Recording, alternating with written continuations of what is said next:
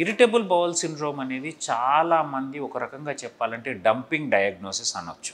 అంటే ఏంటి అని అంటే ఒక వ్యక్తికి తెలియని కారణాల వల్ల ఫ్రీక్వెంట్ లూజ్ మోషన్స్ కానీ లేదా కాన్స్టిపేషన్ కానీ లేదా alternative constipation and loose motions కానీ ఎటువంటి రక్తం పడకుండా చీము పడకుండా కడుపు నొప్పితో వస్తున్నప్పుడు దాన్ని ఇరిటబుల్ బౌల్ సిండ్రోమ్ అంటారు.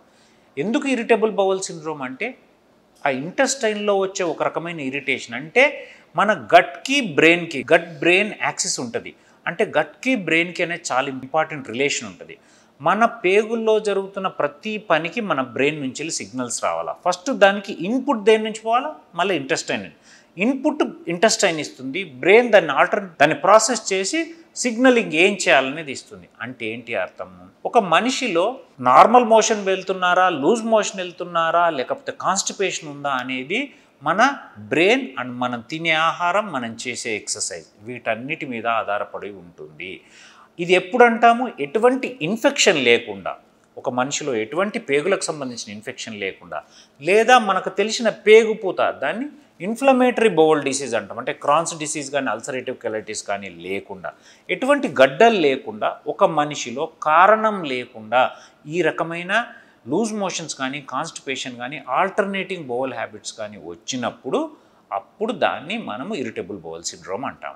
ఈ యూజువల్గా ఇరిటబుల్ బౌల్ సిండ్రోమ్కి సైకలాజికల్గా కూడా, అంటే టైప్ ఏ పర్సనాలిటీ, ప్రధాన్ని స్ట్రెస్ తీసుకునే వాళ్ళు, స్ట్రెస్కి ఉండేవాళ్ళు, స్ట్రెస్ ఫీల్ అయ్యే వాళ్ళకి వచ్చే అవకాశాలు ఎక్కువ. దాంతోపాటు కొన్ని రకాల పడని ఫుడ్, అంటే కొన్ని ఫుడ్స్కి అలర్జీ ఉంటుంది, అది వాళ్ళకి తెలియదు. అట్లాంటి ఫుడ్స్ వాడినప్పుడు లో ఎక్సర్సైజ్ ఉండడము and more of carbohydrate diet, less of fibre diet తీసుకోవడం, వీటి వల్ల మనకు ఎక్కువగా ఇరిటబుల్ బౌల్ సిండ్రోమ్ రావడం అనేది జరుగుతుంది.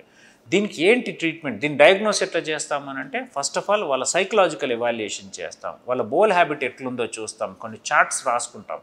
దాంతోపాటు స్కానింగ్, కొలనోస్కోపీ చేసి స్కానింగ్లో ఎటువంటి ప్రాబ్లం లేదు, కొలనోస్కోపీలో పేగంతా నార్మల్గా ఉంది, పేగులో ఎటువంటి పూత లేదు అనుకున్నప్పుడు మాత్రమే దాన్ని ఇరిటబుల్ బౌల్ సిండ్రోమ్గా డిసైడ్ చేయడం జరుగుతుంది. దానికి ఫస్ట్ ఏం చెప్తామంటే వాళ్ళు తినే ఆహారము, వాళ్ళకు వస్తున్న మోషన్ ఎలాగొస్తుంది, ఫ్రీక్వెన్సీని వాళ్ళని ఒక డైరీ తయారు చేయమని చెప్తాం. దాంట్లో ఏ ఫుడ్ పడట్లేదు, ఏ ఫుడ్ పడుతుందనేది వాళ్ళకు మాత్రమే అవగాహన వచ్చేటట్టు చేస్తాం, వాళ్ళంతల వాళ్ళకి. అలా వాళ్ళకి పడని ఫుడ్ని అవాయిడ్ చేయడము అండ్ స్ట్రెస్ రిలీవింగ్ కోసం ఏదైనా ఎక్సర్సైజ్ చేయడం, యోగా చేయడం, లేకపోతే ఏదైనా ఒక వాళ్ళకున్న హాబీస్ డెవలప్ చేసుకోవడం చెప్తాం.